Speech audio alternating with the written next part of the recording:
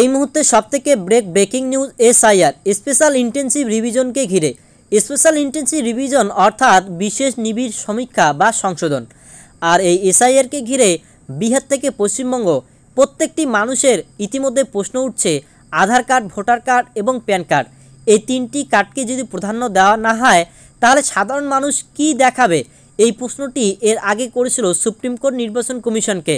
আর নির্বাচন কমিশন সেখানে হলফনামা দিয়ে জানিয়েছিল আধার নথিকে নাগরিকত্বের প্রমাণ হিসেবে বিবেচনা করা যায় না। মঙ্গলবার আজ শুনানি হলো, আর সেই শুনানিতে শীর্ষ আদালতও সহমত পোষণ করল নির্বাচন কমিশনের সঙ্গে। তাহলে কি সত্যিই নির্বাচন কমিশনের পক্ষে এবারে চলে গেল রায়? তাহলে কি প্যান কার্ড, আধার কার্ড, রেশন কার্ড এই তিনটি ডকুমেন্টসকে বাতিল করা হলো? তাহলে এবারে কোন কোন নথি লাগবে? নির্বাচন কমিশন কি বলছে? এছাড়াও সুপ্রিম কোর্ট এ বিষয়ে কি বলছে? বিস্তারিত দেখব আজকের এই ভিডিওতে। যদি আপনি পশ্চিমবঙ্গ সহ ভারতের নাগরিক হয়ে থাকেন সেক্ষেত্রে আজকের এই ভিডিওটি আপনাদের জন্য অত্যন্ত গুরুত্বপূর্ণ। কেননা কোন কোন 11টি নথির কথা বলা হয়েছিল এই নিয়ে আগেই দেখেছেন।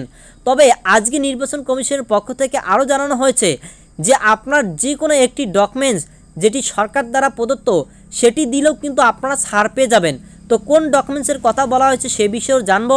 পাশাপাশি কারোর কিন্তু কোনো রকমের নাগরিকত্ব বাতিল হবে না বিনা নোটিশে, এ বিষয়ে বলা হয়েছে।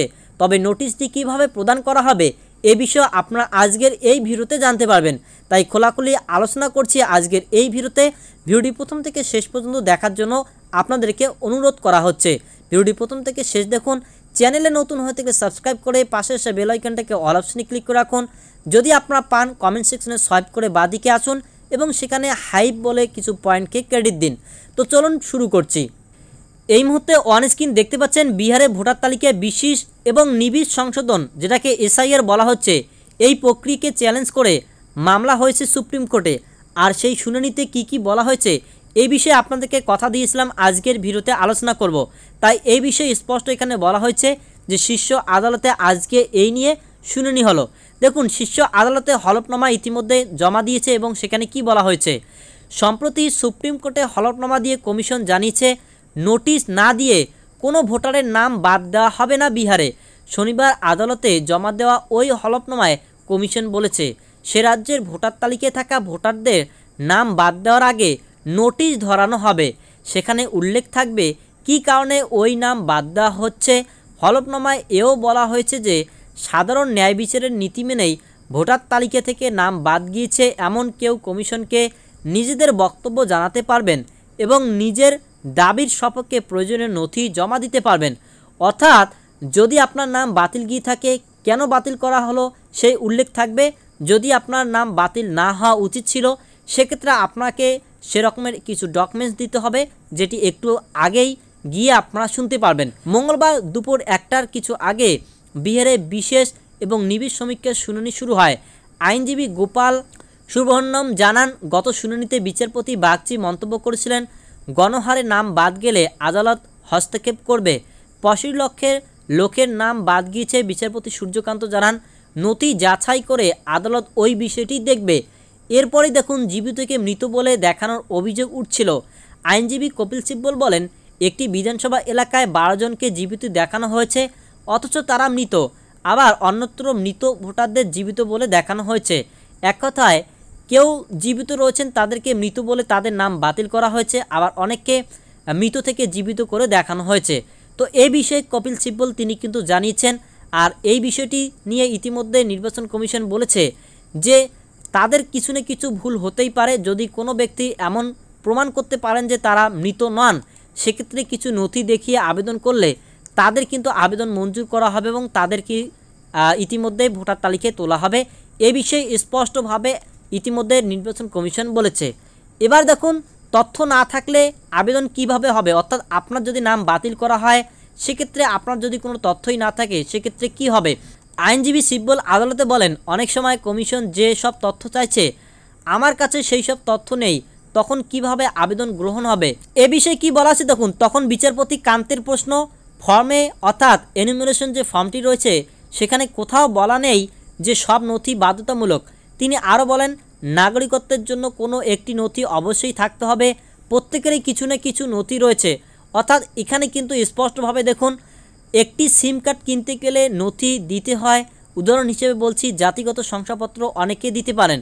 তো এই 11টি ডকুমেন্টসের মধ্যে কিন্তু এই জাতিগত শংসাপত্র অর্থাৎ যেটাকে SC ST OBC সার্টিফিকেট বলে আপনারা জানেন, এই জাতিগত শংসাপত্র দিলেও কিন্তু আপনার হবে। এর বাইরে যে সমস্ত নথিগুলো আপনার আছে অথচ সেই লিস্টে দেওয়া নেই, সেক্ষেত্রে আপনার কি হবে দেখুন, কোনো নথি অবশ্যই রয়েছে। বিচারপতি কান্ত বলেন, কোনো নথি অবশ্যই রয়েছে। সরকার বা স্থানীয় প্রশাসন কর্তৃক দেওয়া কোনো না কোনো নথি কমিশন তো গ্রহণ করছে।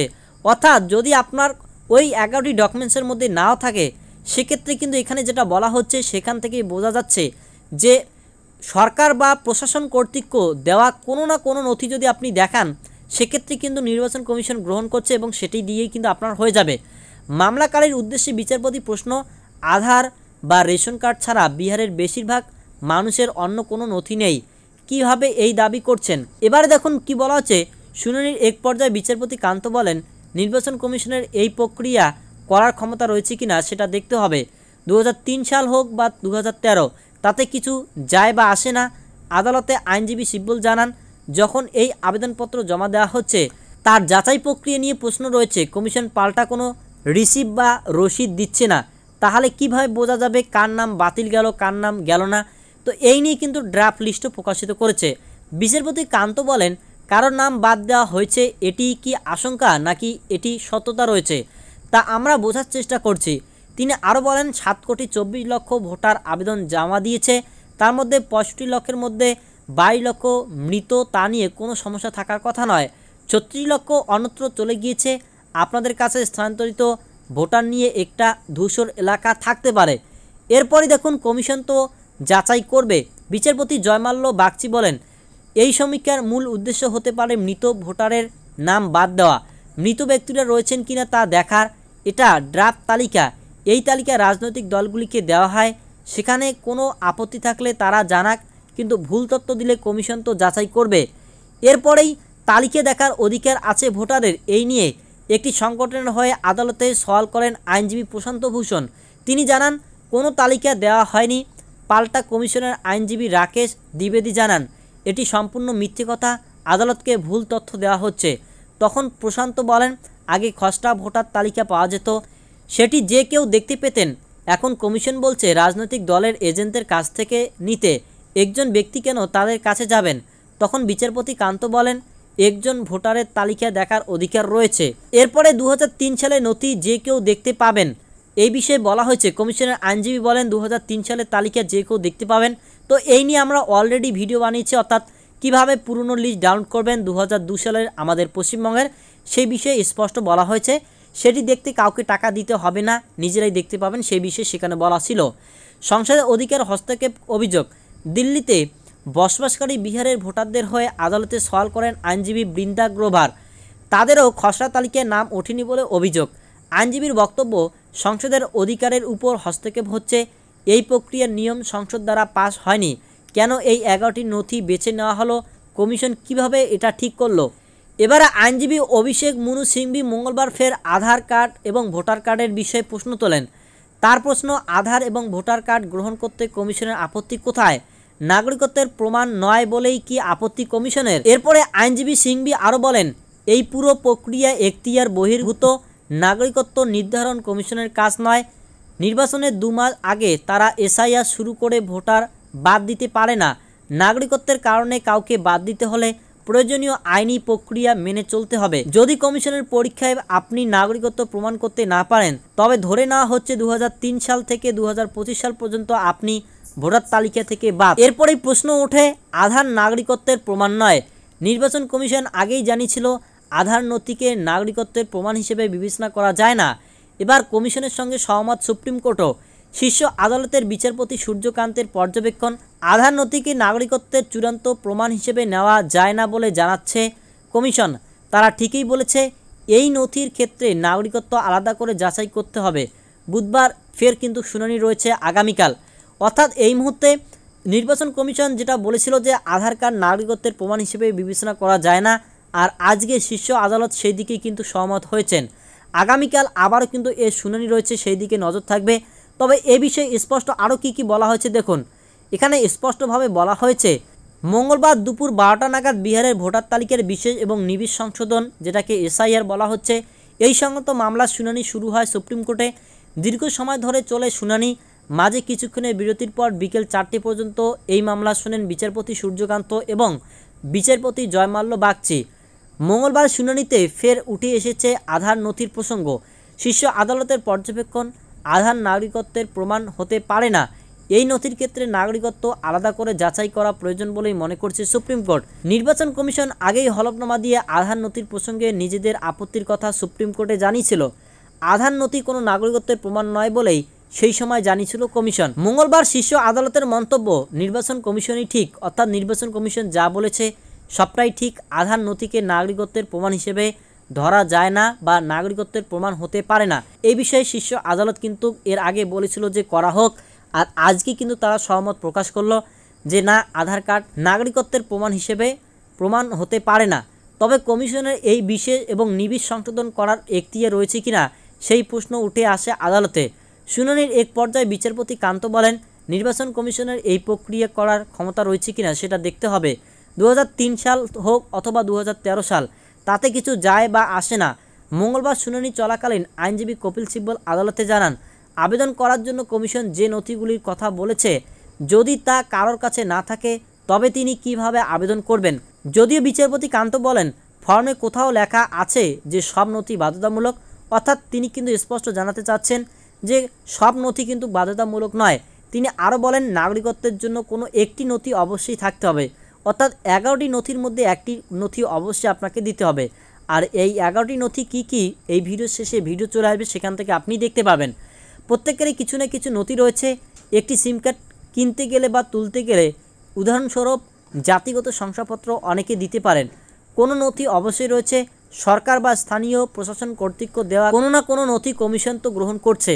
তো এই ভিডিওর সংক্ষেপে যদি আমরা বলতে যাই, তাহলে আইনজীবী কপিল সিব্বল প্রশ্ন করেছিলেন, যদি কারোর কাছে কোনো ডকুমেন্টস না থাকে সেক্ষেত্রে তিনি কী দিয়ে প্রমাণ করবেন যে তিনি ভারতীয়। এরপরেই বিচারপতি কান্ত তিনি কিন্তু স্পষ্ট জানিয়েছেন, কোনো না কোনো নথি অবশ্যই রয়েছে, সরকার বা স্থানীয় প্রশাসন কর্তৃক দেওয়া কোনো না কোনো নথি কমিশন তো গ্রহণ করছে। অর্থাৎ বিচারপতি কান্ত ইতিমধ্যে জানিয়ে দিয়েছেন যে নির্বাচন কমিশন ইতিমধ্যে সরকার অথবা প্রশাসন দ্বারা কর্তৃক যে কোনো নথি কিন্তু তারা গ্রহণ করছে, তাই চিন্তার কোনো কারণ নেই। যে কোনো একটি ডকুমেন্ট যদি আপনি জোগাড় করে দিতে পারেন সেক্ষেত্রে আপনি আপনার কিন্তু নাগরিকত্ব প্রমাণ করতে পারবেন। এর জন্য যে 11টি ডকুমেন্টস রয়েছে, এর বাইরেও যেহেতু এখানে বলা হচ্ছে যে সরকার অথবা প্রশাসন কর্তৃক দেওয়া যে কোনো নথি কমিশন গ্রহণ করছে, এক্ষেত্রে আপনাদেরকে আমি জানাতেই পারি যে বর্তমানে আপনারা জানেন যে অনলাইন হয়ে গিয়েছে, আপনাদের রেসিডেন্সিয়াল সার্টিফিকেট নেওয়া যায়, যেটা গ্রাম পঞ্চায়েত থেকে এখন অনলাইনে আবেদন করা যায়, সেটি কিন্তু হতে পারে। পাশাপাশি ডোমিসাইল সার্টিফিকেট আপনি আবেদন করে সেই আবেদন প্রুফ কিন্তু আপনি, অর্থাৎ সেই যে শংসাপত্র সেটি কিন্তু আপনি দেখাতে পারেন। তো বর্তমানে এই পর্যন্ত ছিল আপডেট। তবে যেহেতু আগামীকাল আবারও এর শুনানি রয়েছে, সেই দিকে আমরা নজর রাখব। আপনারা নজর রাখুন, চ্যানেলে নতুন হয়ে থেকে সাবস্ক্রাইব করে রাখুন। পরবর্তীতে কি শুনানি হয়, কি আপডেট আসে, কি ডকুমেন্টসের কথা উল্লেখ করা হয়, সেই দিকে আমরা বরাবরই নজর রাখব। অবশ্যই চ্যানেলটিকে সাবস্ক্রাইব করে রাখুন। ততক্ষণে ভালো থাকুন, সুস্থ থাকুন। দেখা হচ্ছে পরবর্তী আপডেটে।